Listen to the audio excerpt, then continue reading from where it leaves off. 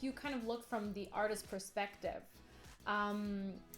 what do you think an artist should look for in a manager when they're maybe they get approached or they have someone say, hey, I would love to work with you. What do you think maybe they could like pay attention for? I think it's a common thing with artists that they initially and immediately look for for a manager's background. Who have they managed? How long have they been managing? That kind of thing. And I think that is a bit of a defeatist approach in terms of how are any new managers going to make it onto the scene without someone giving them a chance.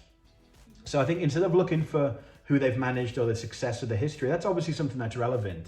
But instead of only looking at that, think about how much they know about the industry. Like ask them some questions about where they think they can take you. Because a lot of people have passion, a lot of people have the knowledge of the industry and the ability to be an excellent manager, but don't necessarily have the experience yet.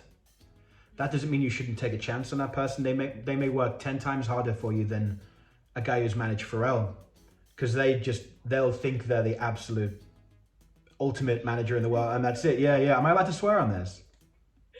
Okay, they're going to think they're the absolute shit. And so, and so sometimes it's better to have someone who's a bit more humble in their approach. I think they'll work harder for you. I think that's, to nutshell that, it would be more so look for someone who has a passion and thinks that they can take you to where you need to be. Someone who probably does that part of the job just as passionately as you would do your music, like speaking from the artist's perspective.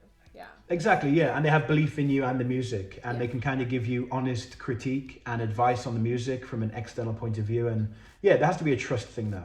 Yeah. If in the conversation, if they're referencing artists that you love and you're kind of getting a flow about, you just really get on with the person, they understand the industry and they love what you do, that's kind of enough for me. Yeah.